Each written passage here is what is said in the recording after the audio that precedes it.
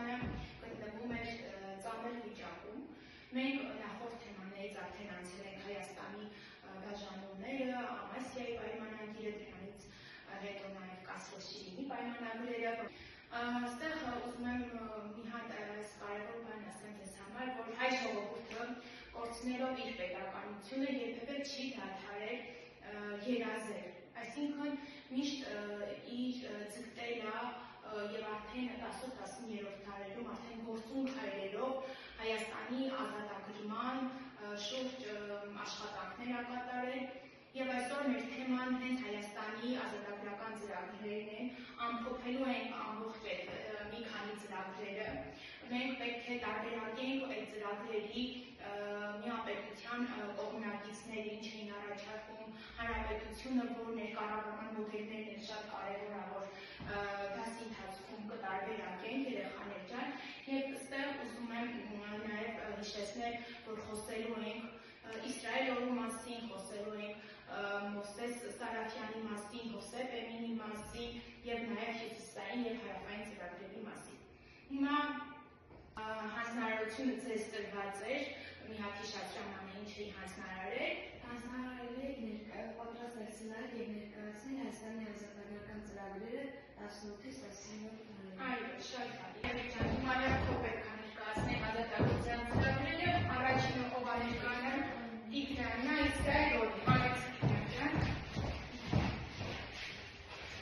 Իսրայել օրի, Իսրայել օրի ոստանդակոցի ծանցնում է Իսրայելը, այնուհետև Ֆրանսիա, այնտեղ նա մեծավարության և ստանում սպայի կոչում, այնուհետև մեկնում է Գերմանիա, հաստատում Դյուսելդորֆ քաղաքում, նա հնարավորություն է ունենում Յոհան Վիլհելմի հետ քննարկելու ազատագրության հարցը, սակայն Յոհան Վիլհելմը նրան ասեց, մինչև չունենալ լիազորություն չէ կարող օգնել նրան,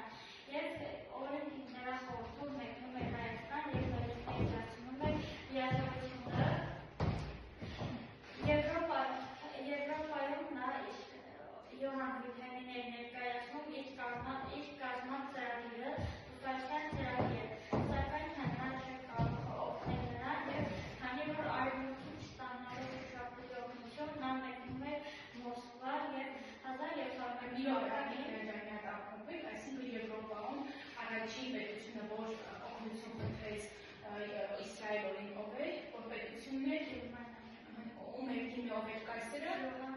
ներկայացրեց ծրագիր, որը կոչվում էր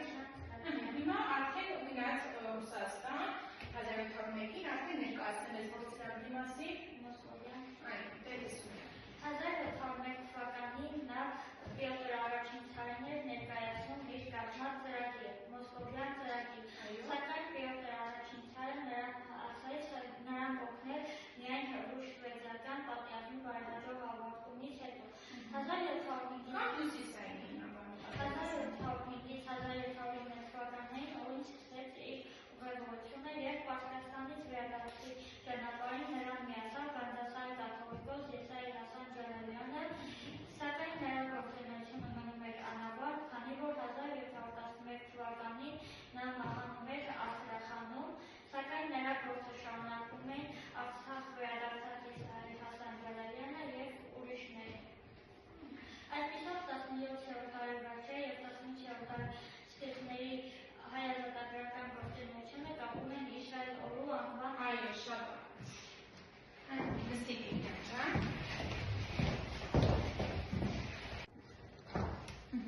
հաջորդ գործարարինը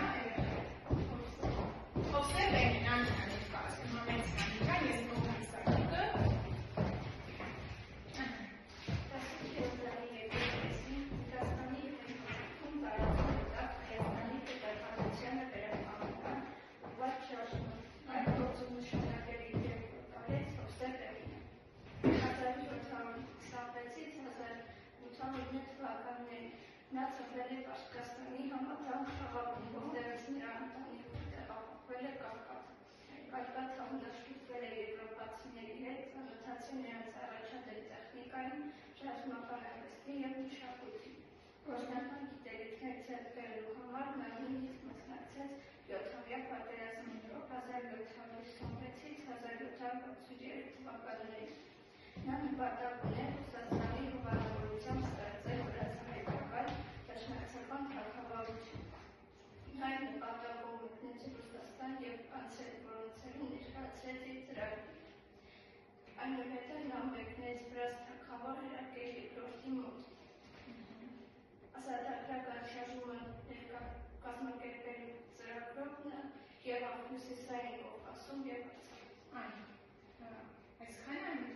Ապրես, նստի։ Հաջորդը ձեր սայքով Մադրասի խմբակի մասին Մանեն ներկայացում, Մանեն։ Մի քիչ հակից ժանկավ ներկայացվեք տվեք Մադրասի խմբակի կարևորությունը ազատագրության գործում և կարևոր երկու գծերի մասին Հայաստանի պետականության քրեական նպատակով 1770 թվականին Շահումի Շահամիրյանը Հնդկաստանի Մադրաս քաղաքում գլխավորեց խմբակ, որը հայտնի էր Մադրասի խմբակ անունով։ Դրա անդամներն էին Շահամիրյանի երկու որդիները Հակոբ ու Եղիազարը, Մովսես Բաղրամյանը և այլ, հետագայում խմբակին միացավ նաև Հովսեփ Էմինը։ Խմբակի նախաձեռնությամբ մշակվեցին և հրատարակվեցին մի շարք հասարակական կյանքին վերաբերող և ազատագրությանը վերաբերող երկեր։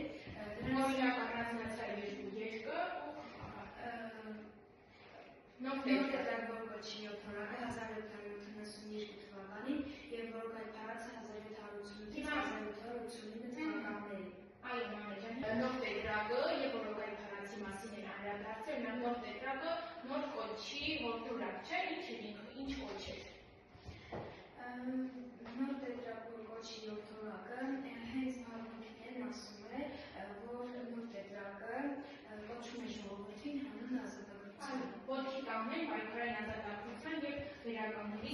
հաջորդ գիրքը որն էր։ Հաջորդ գիրքը, որով այդ փառացել, որը ապագա անկախացած Հայաստանի սկզբունքների ամբողջությունն է, այսինքն սահմանադրություն։ Օրենքների հավաքածուն։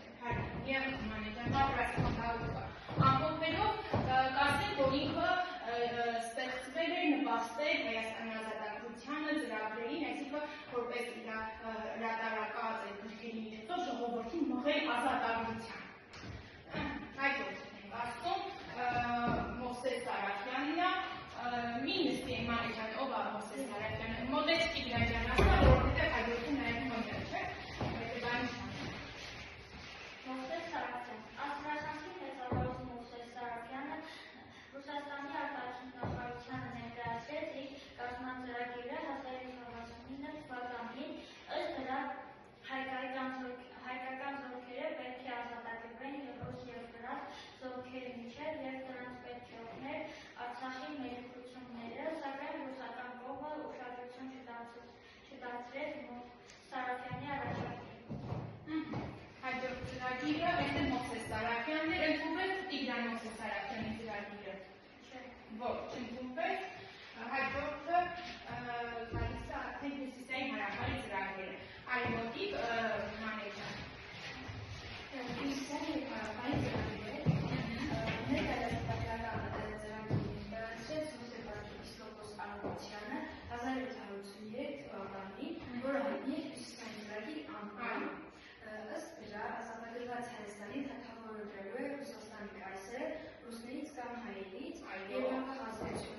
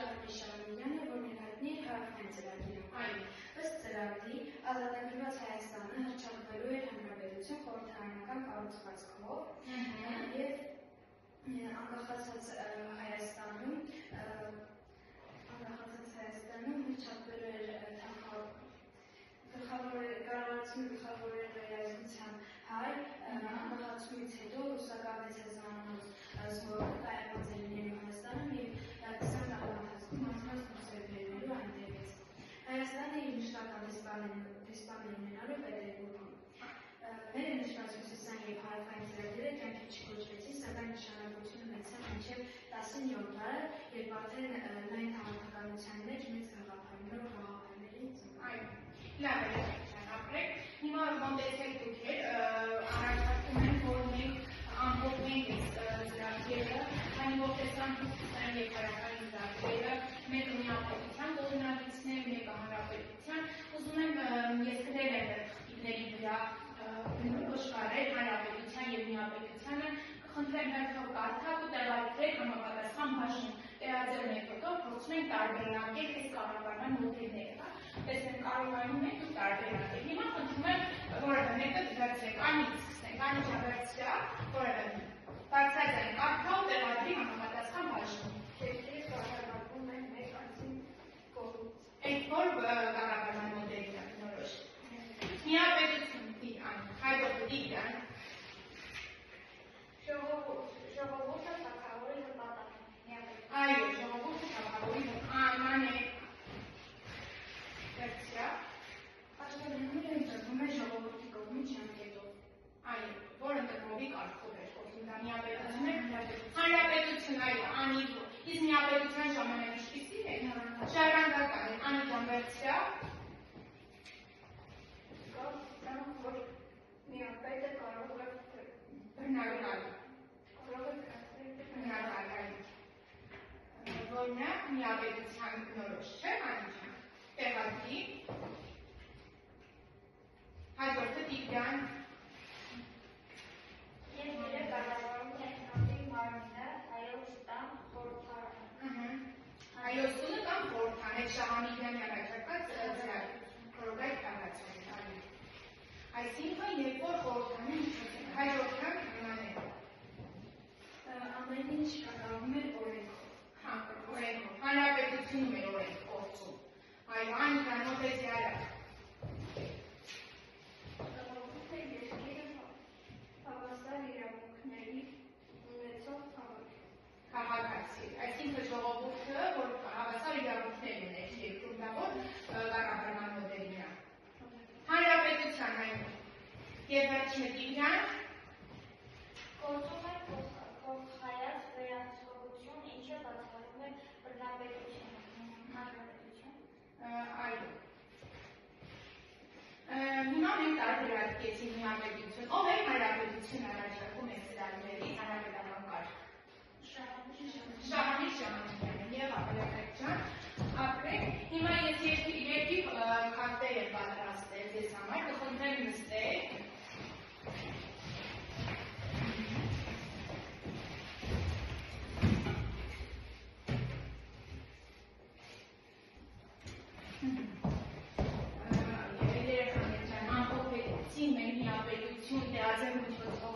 Մեթոդով մենք կարողացանք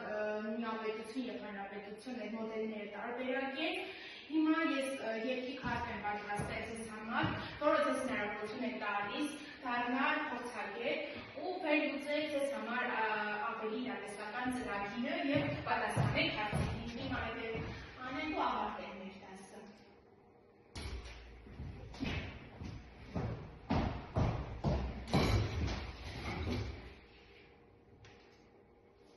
Հիմա դուք տեսնում եք արդեն երկի քարտը,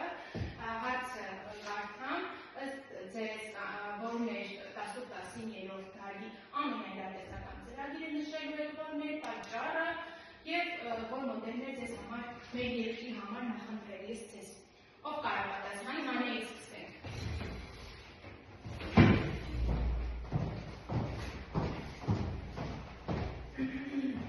Ինձ համար 16-19-րդ դարի ամենաիրատեսական ծրագիրը համարվում է Շահամիկյանի հարավային ծրագիրը, քանի որ նա ռուսական ակումբին իր ծրագրով փորձում է ուղղորդել միապետությունը վերածել հանրապետության։ Եվ մեր երկրի համար որներ ավելի Մեր երկրի համար ավելի հեռազատը հանրապետությունն է,